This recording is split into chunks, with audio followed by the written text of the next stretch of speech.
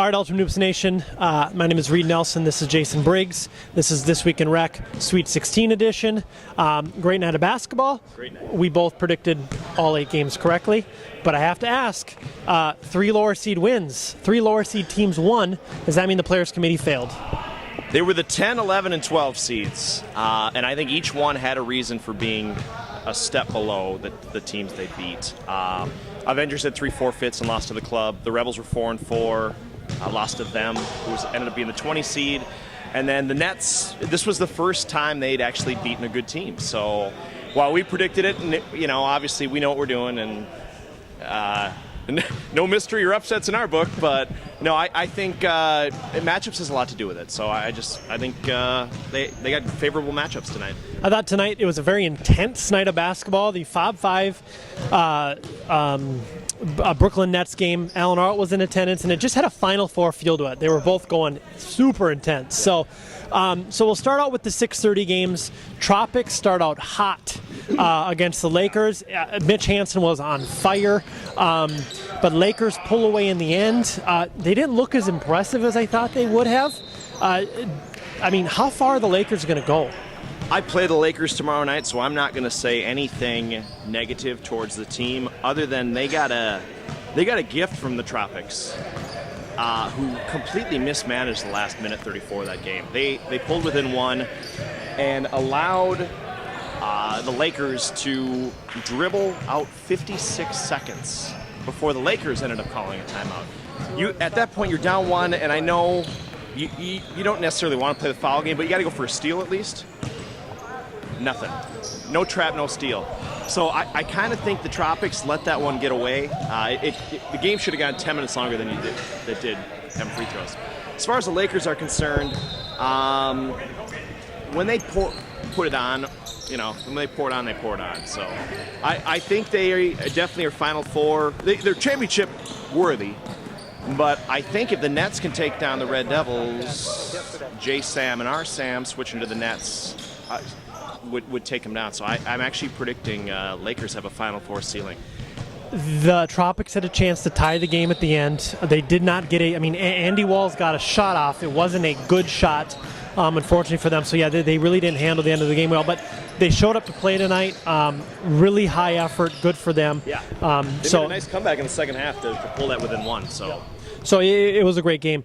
Rebels Squires. Rebels struggled early as well from the offensive and then they just turned it on. In the second half, they kept the Squires to single digits. Yeah. So talk about the defense from the Rebels and what that means for the Gorillas tomorrow night. I think the Squires expounded so much energy in that first half that when the Rebels kind of started to lay it on it, at the end of the first half, they started closing the gap. And then from the start of the second, they were so intense that I just don't think the Squires had any energy left. No Kyle Meade, so they were down to 6. The rotation wasn't quite what it normally is, and I think he's an underrated player, very good three-point shooter, another ball handler on that team. But if that defense is ramped up like that, Gorillas might be in trouble tomorrow night. So we had a chance to speak with Paul Ferber. Here are Paul's thoughts on the victory tonight. All right, Ultimate Hoops Nation, we're with Paul Ferber, the Rebels. You guys start off slow against the Squires, but you tie it in the first half, take the lead, and then you hold them to single digits in the second half and kind of run away with it. Talk about the win. We're finally getting to the point in the season where, our endurance is back where it needs to be. We're not a super finesse offensive team. Obviously, it's not our game. So, we grind teams down. Earlier in the season, I think we got grind down ourselves, and, we lost a few close games or kind of let them pull away. And this one, they played pretty well in the first half. Our offense wasn't, that's intense. Our offense wasn't that great, but, we knew if we kept them going, we'd get the momentum. We just need 1 or 2 of those defensive plays, and it kind of sparked us, and we were able to hold on. So a likely matchup tomorrow night with the Gorillas. Now, it's obviously too early to tell, but a little bit different look from them. What are you expecting? Obviously the Izzy Trips Monska rivalry. Gotta love it. We were able to avenge that with a Gold Cup, so I think I've put that to rest. I'm not using that as a motivation. But, it's a rivalry game, obviously. Unfortunate, potentially would be in the Elite Eight. It'd be nice if it was Final Four championship. But either way, they're a different team with Spading, like the stuff Izzy was saying is right on. He's definitely given them that spark and that kind of kind of blue-collar, easy point guy that they need. I mean, I personally did not play a good defensive game against him, in my opinion, at least. I mean, credit to him, but I mean, I didn't do what I felt like I should have done. So I'll be looking to definitely, control his point output a little bit more. And so, I like our chances. I mean, they're a great team. I guarantee a victory tonight. They're a great team, but I like our chances. We've done well in the playoffs, so we'll see what happens. Thank you, Paul. Good luck tomorrow. That was Paul Ferber, the Rebels. Again, a matchup tomorrow night with the Gorillas, my favorite of all the matchups. I always go back to Izzy Tripsmanska. I love that. I love that. It's great. So, great rivalry. Nets versus Fob Five, everything we hoped it would be. Nets pull away at the end. Talk about this game. Very intense game. I mean, these two teams out there tonight, regardless of how they felt before or after the game, they hated each other on that court. And it was a battle from start to finish. Fob jumped up on him a little bit at the start. I don't know, some kind of skip after a three from Junius, which I think is the reason they ended up losing. It was the karma. You can't skip after a three. I mean, it was maybe a prance. He was on fire, though. He was on fire, but it was kind of a prance, and I think that Nets stayed silent, and then I think the second half they didn't stay silent. Loudest damn game I've ever been to, with the two most obnoxious GMs in the history of Ultimate Hoops. It was fun. So we had a chance to speak with Junius, actually just a brief moment ago. Here are his thoughts on Hot Tub Tony and the Nets. All right, Ultimate Hoops Nation, I'm here with Junius Ho, the Fob Five. Tough loss tonight. The defending championship is obviously going to be no more. Talk about the loss to the Nets. Well, I think the better team lost tonight. That's just, that's the simple way to put it. But that collection of individuals on the other side, they had some great individual performances. Marcus, terrific. Hamill, who I believe is not a Celtics player. He's clearly just a Nets player. So great new addition. Terrific individuals, great individual performances. Hats off to those individuals. So you won't refer to them as a team? No, it's a collection of individuals. I mean, they've been around for a while, but I wouldn't call it team basketball. They played some great individual team defense as well, and Hamill did some great individual work on the glass, and we lost as a team, right? The better team lost.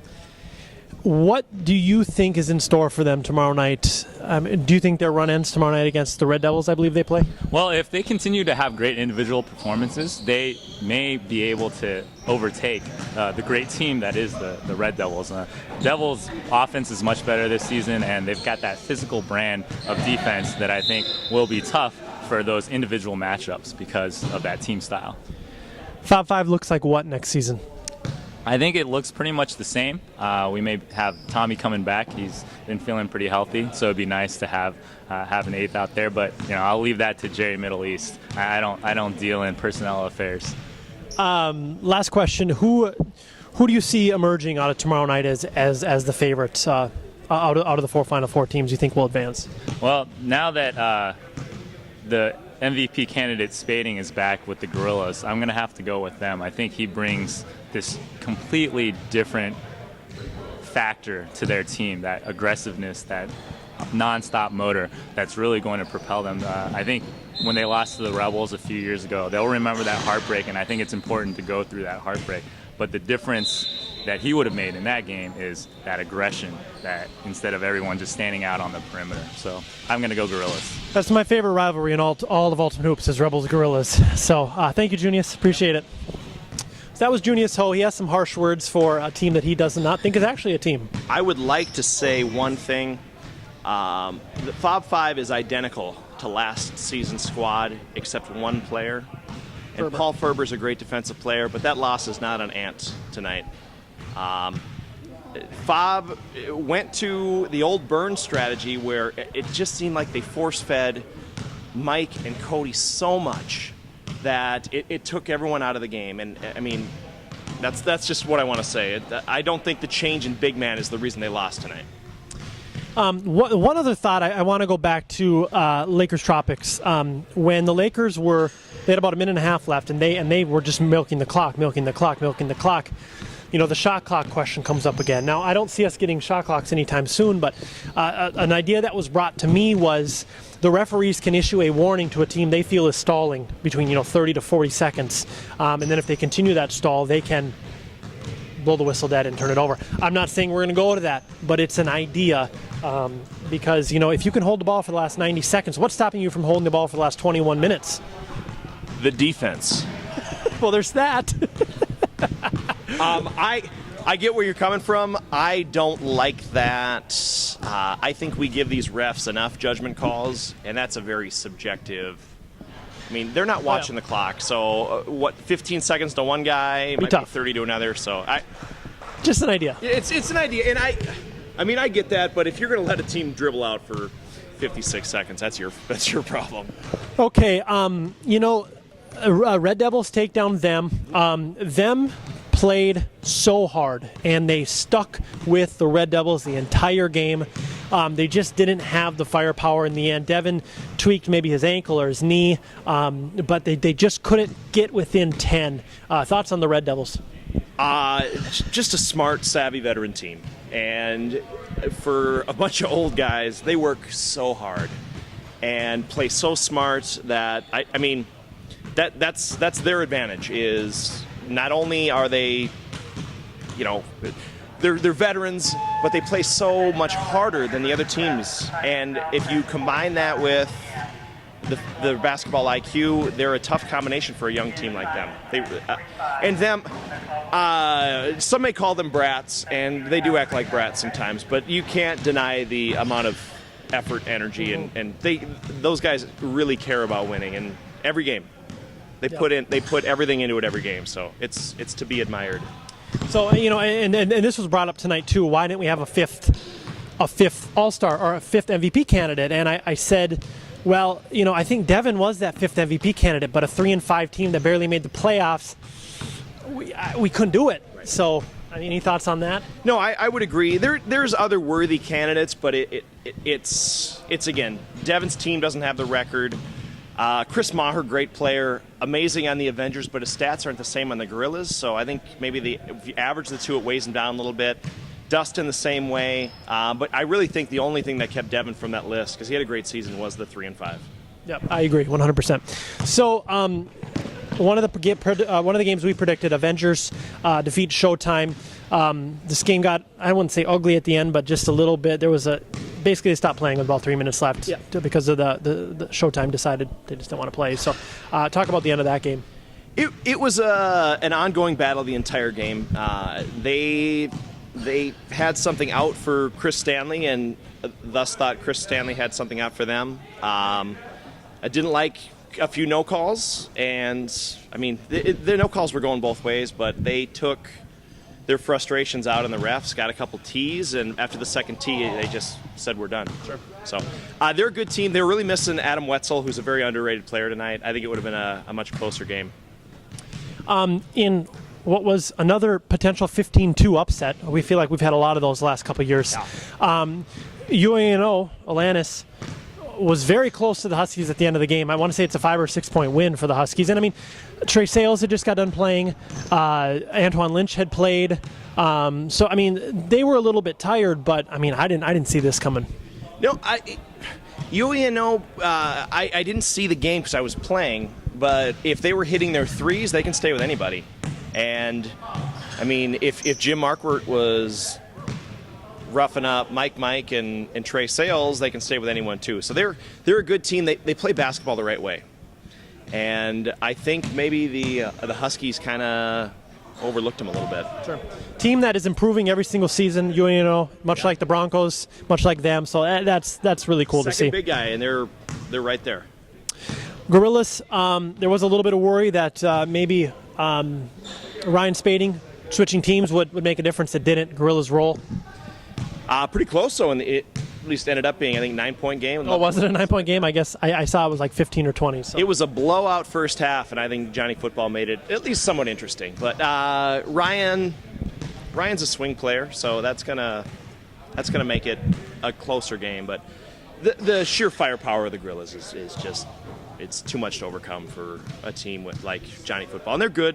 They've got some talented players. They don't mesh quite as well as some of the more elite teams. Final game of the night, Blue Horns take down Callahan Auto Parts. Speak about this game.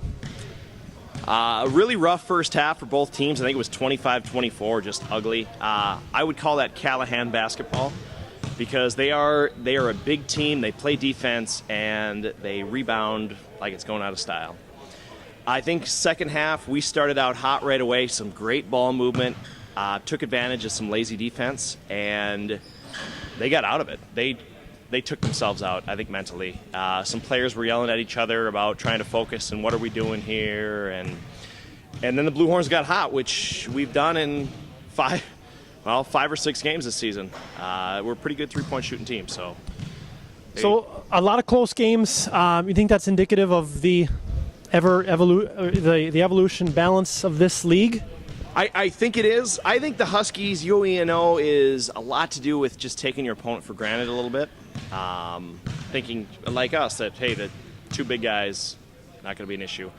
And I think the actual blowout for Callahan had more to do with them just getting down on themselves and not that there's a big talent gap. But yeah, I think there's a lot more parity than there used to be.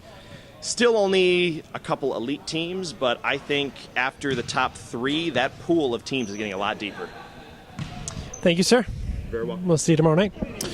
All right, Ultimate Hoops Nation, I'm joined by Izzy Elkaffas. We've just been booted from the gym as it's a little bit late. So 4 games tomorrow night, one of the best nights. I mean, I think tonight is a fun night. We got 8 games, but tomorrow night is probably the best night of basketball. So number 1 seeded Lakers, I don't necessarily think they played it badly tonight, more so than the Tropics just played great. Mitch Hansen was absolutely on fire at the beginning of the game. Lakers versus Blue Horns, who defeated Callahan Auto Parts. What's so funny? Oh, nothing.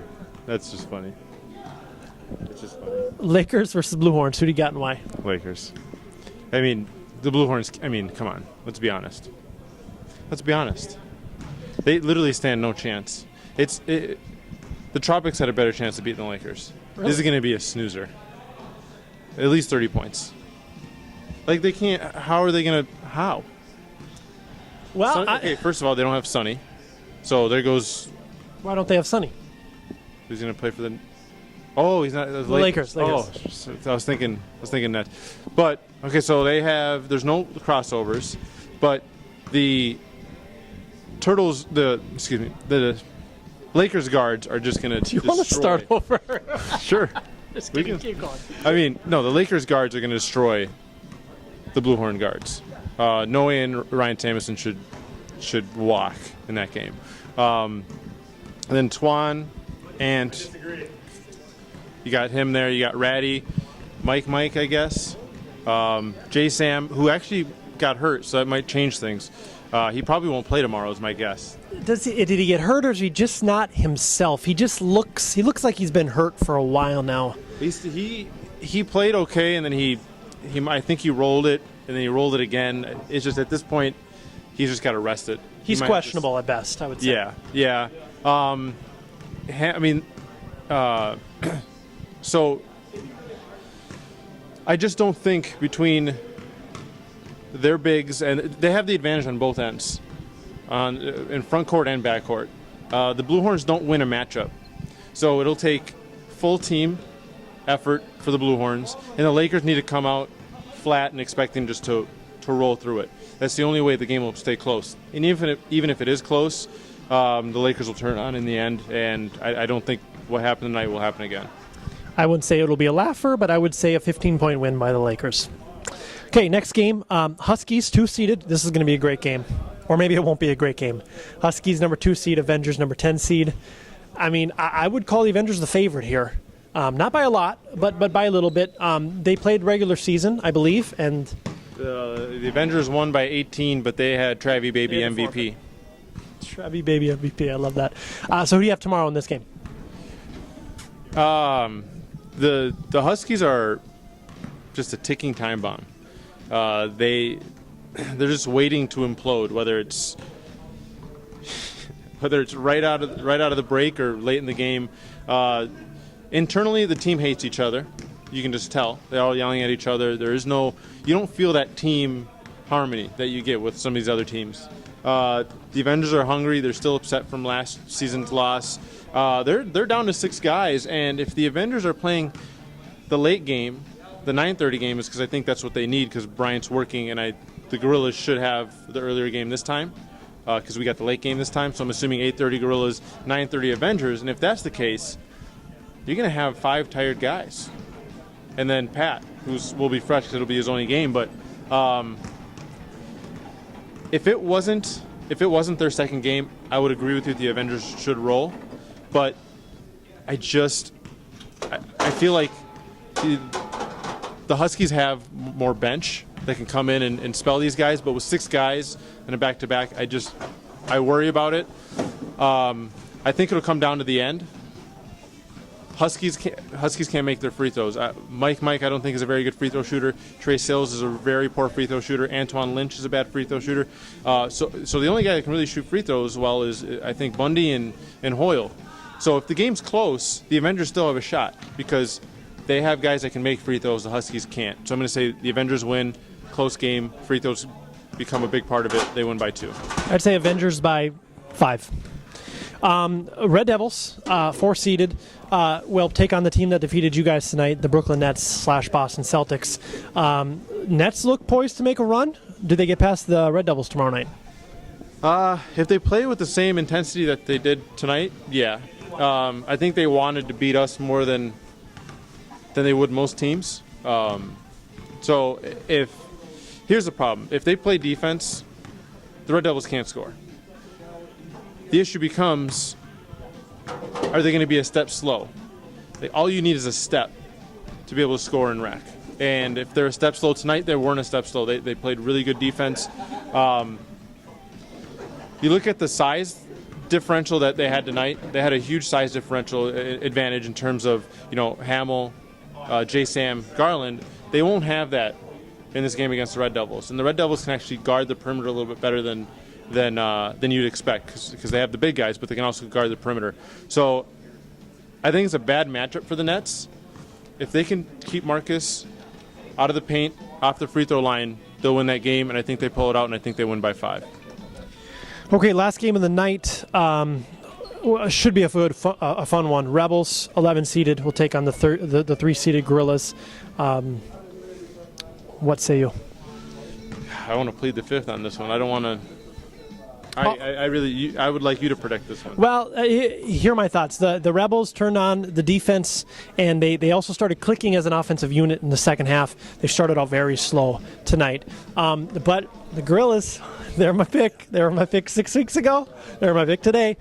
I think it's going to be a great game. I think it'll be close at the end, but I just think that Ryan Spading and company, you like that, Ryan Spading and company? I do. Are going to be just a little much. And I don't want to say it's going to be, I don't think it's going to be a close finish. I'd say the Gorillas by 8 or 9. I'm not going to be as in-depth analysis as you. That's fine. I mean, I'm going to say, I don't want to give them fuel. Rebels by 5. Izzy predicts the Rebels. Any other final thoughts on the evening? Great games. I think you guys predicted all the games right, so kudos there. A lot of close ones. I think the only 2 blowouts, or 3 blowouts, Gorillas, Johnny Football, Blue Horns, Callahan, and then the Red Devils, them. I think that was a blowout. Yeah, it was 10 to 12 points. I mean, them fought hard the whole game. So I think all the other games were pretty close with 5 minutes to go. I think tomorrow there'll be 1 blowout, and then the 3 other games will be really good. Excited. We'll see you then.